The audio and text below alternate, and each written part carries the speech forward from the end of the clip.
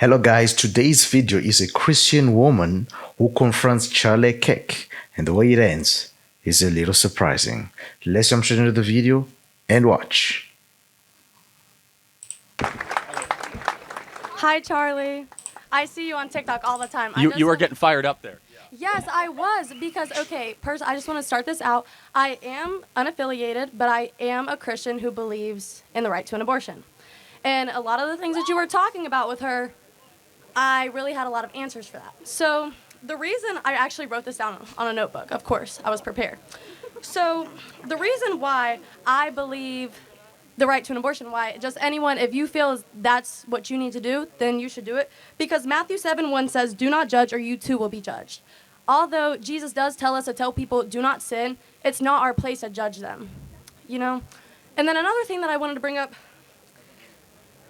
this is crazy, but also the time, I just really want to know why you feel that abortion should be illegal. Do you think murder should be illegal? Murder is illegal. So you think it should be? Do you think it should be illegal? I just feel like there's a big difference between like a living, breathing human and then a fetus that is inside of another human's body. Fair enough. What is the difference? The difference is a fetus is inside of the body. You know what I'm saying? Like a fetus, it can't live on its own. Got it. So let's go through a couple questions there.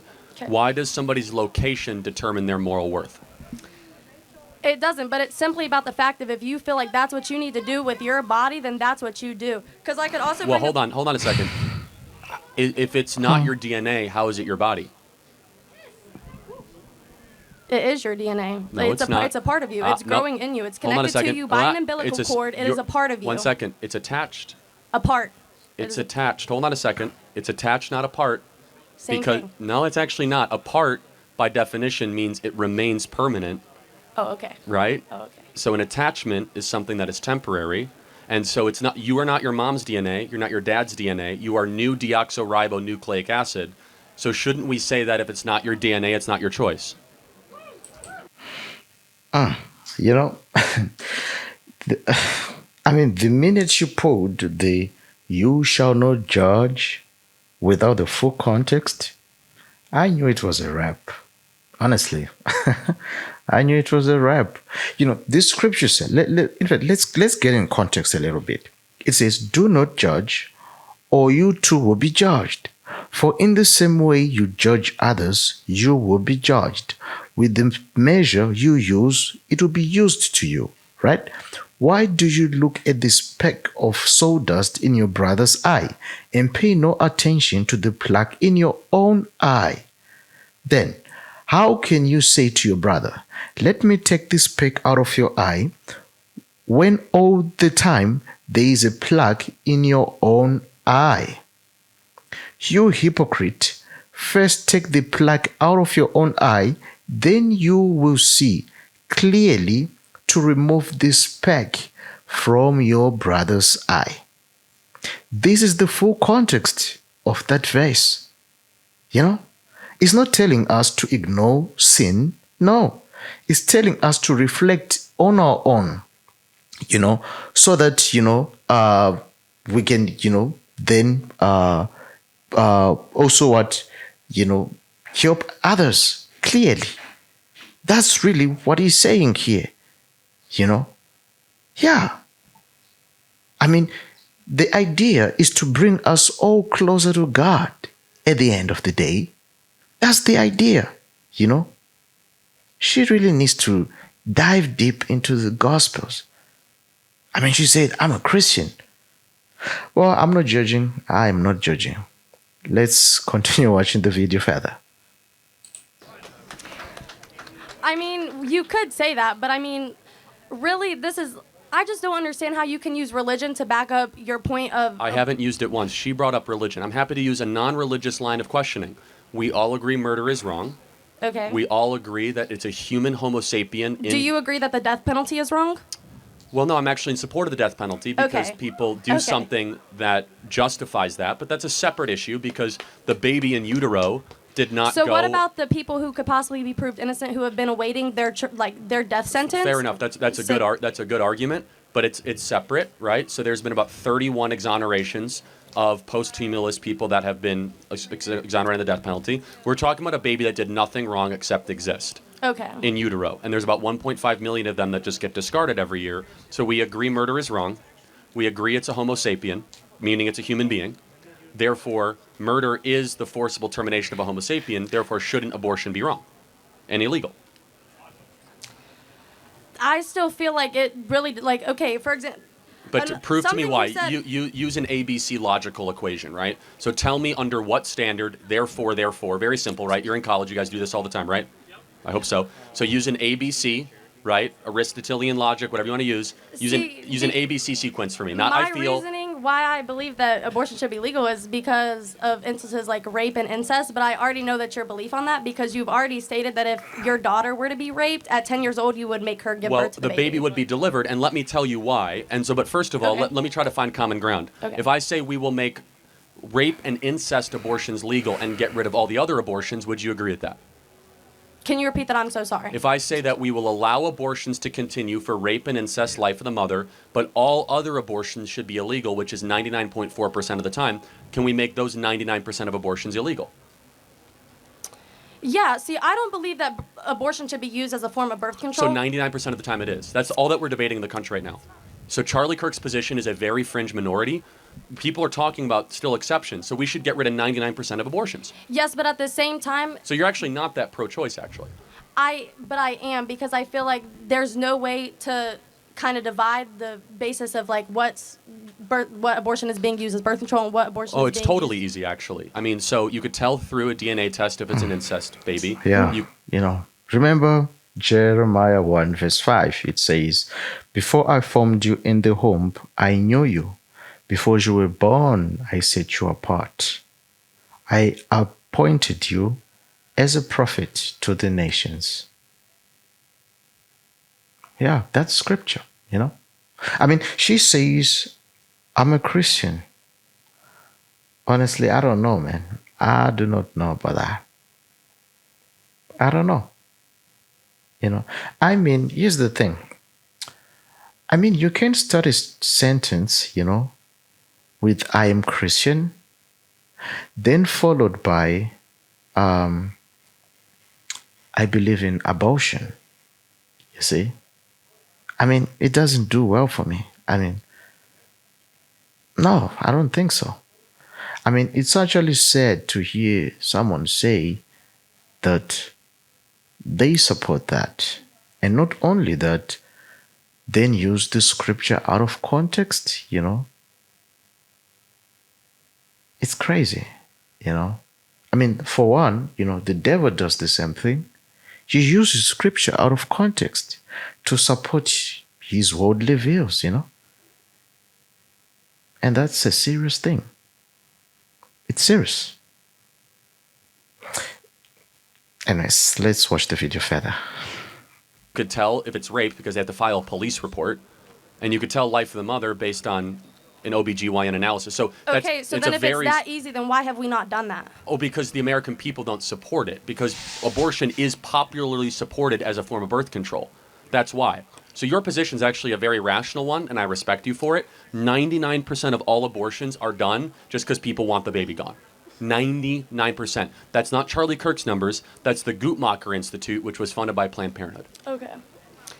So do you feel as though people who are victims of rape and incest, do you think that they should be able to get an abortion? So just so we can agree on the 99%, then I'm going to try to win you over on the other percent. Okay. Got it. So we're good on the 99. Get rid of those abortions. Yeah. Okay. Cool.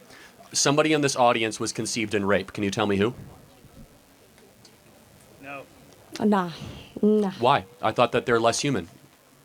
Those words never came out of my mouth. No, I know, but the insinuation of allowing rape for abortion is that they're not as human, therefore they should be murdered. No, that's not the. It's more about the mental toll that it would take on the mother to have that I totally baby. acknowledge the mental toll, but shouldn't the human being conceived in rape still get human rights? Yes, but it should be more up to the mother who has to carry the baby and who has to push it. Well, hold on, let's play that out. So even though the mom has to push it, do you still have a right to terminate somebody? Can you take away human rights if your life's going to get difficult to somebody else? If somebody else is making your life difficult, can you take away their human rights?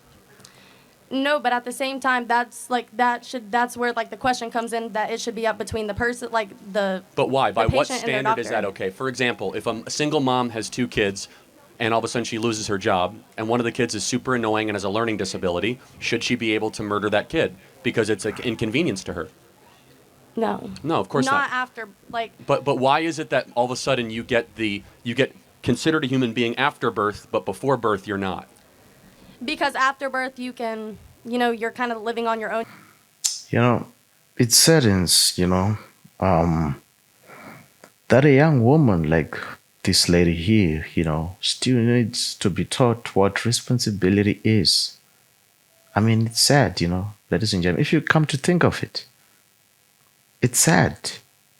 I mean, ladies and gentlemen, all these problems, they end when we make God the foundation of every decision, action, and thought, in your life. I mean, clearly, a lot of problems and challenges, they will end when we make God the foundation of our lives. Seek His guidance, you see, before making choices. Trust in His wisdom and align your goals with His purpose. That's the solution. Let His love and the truth shape your relationships, work, daily activities, ensuring that He remains at the center of all that you do in life. Come on, when you prioritize God above all else, He will direct your path. Yes, He will. Strengthen your faith and bless your journey abundantly. That's His specialty. God specializes in changing lives. Yeah. I think that's, something that has been lost now, especially these younger generations.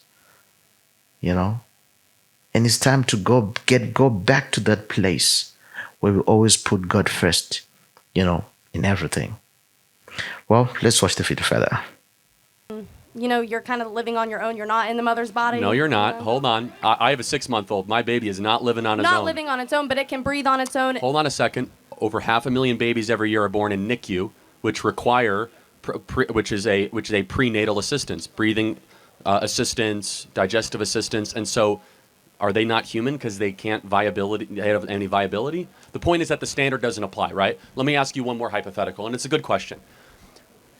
I'll do a Christian one because you say you're a Christian on that. I have 2 ultrasounds. Mm-hmm. One ultrasound is a baby that was conceived in rape. The other ultrasound is a baby conceived in a loving relationship. Which one is which? There's no that. There's like no I've difference. said You're multiple right. times, there's no difference in the physical appearance of it, but the complete difference is the mental toll that it would take on the mother and the person who has to carry the baby for 9 months. Hold on. Let's be clear. There's a mental toll when you have an abortion too. So it's not as if it's a get out of jail card. No, I completely understand that. So it's a tough, difficult, horrible situation. Yeah. But shouldn't we be that the worst outcome after an evil is to just murder the being? Yeah. No. Why punish the baby for the crime of some guy that raped the mother? Why all of a sudden have 2 victims unnecessarily? Well, okay, let's say the mother who is raped births the baby. What if she hates the baby? Like, what if she just cannot care for the baby? Like, what if the baby comes out and she hates the baby because she got raped? Well, there are 2 million families right now waiting to adopt children. I think that she's not listening to understand, I think she just wanted to try to prove that she is right, But here's the thing, ladies and gentlemen. Truth doesn't care about feelings. In other words, the truth doesn't care about your feelings. No. When we always hear, it's my body, it's my body, it's my body. But the question is, does it have its own brain? Does it have its own heart? Does it have its own DNA? If the answer is yes, then clearly that's another person in there. They always use the word fetus. But no, it's actually somebody,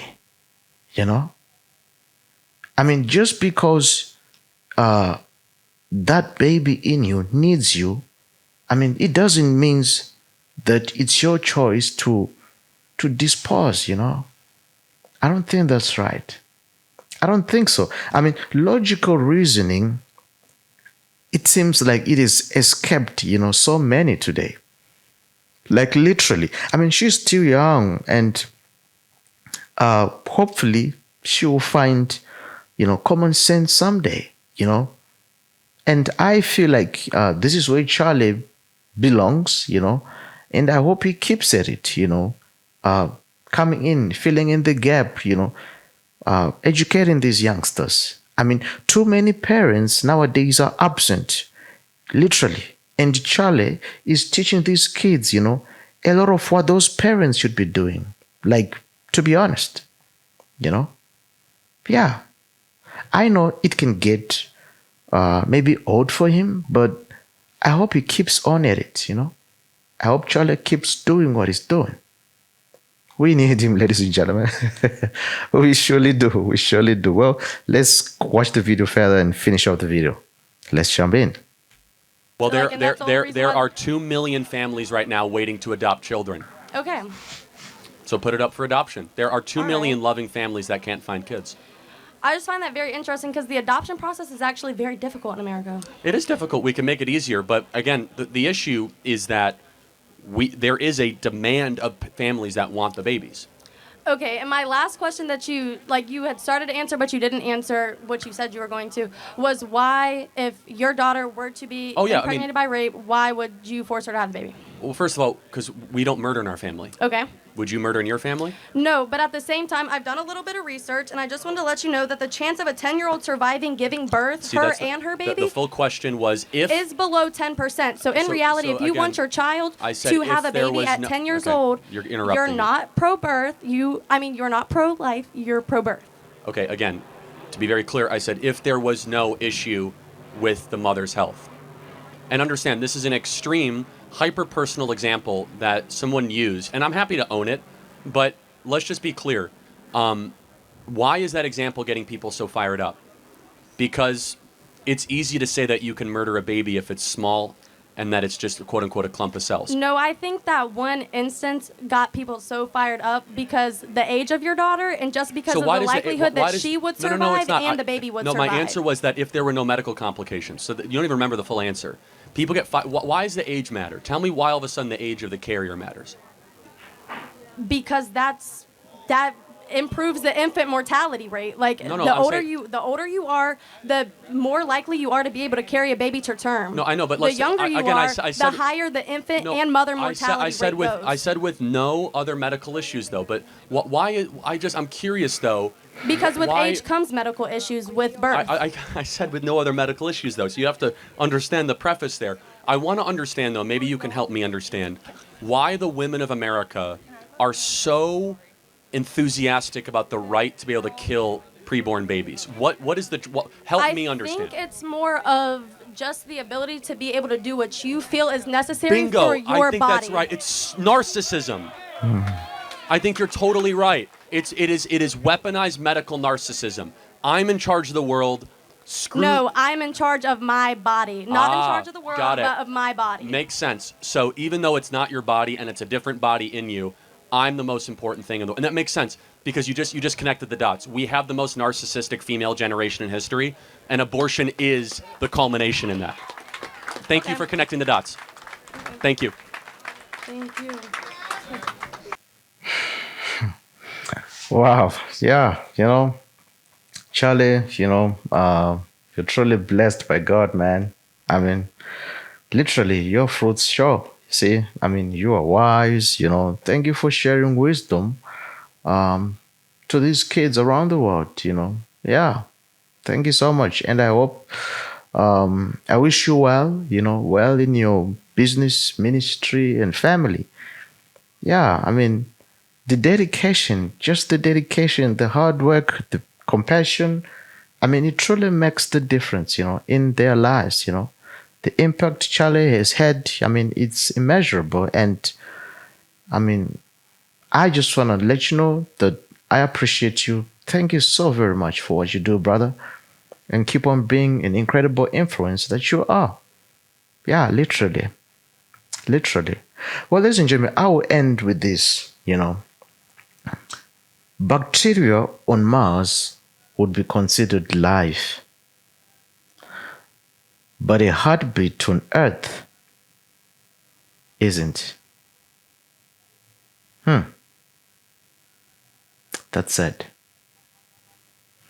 Well, I'll see you again next time. Bye bye for now.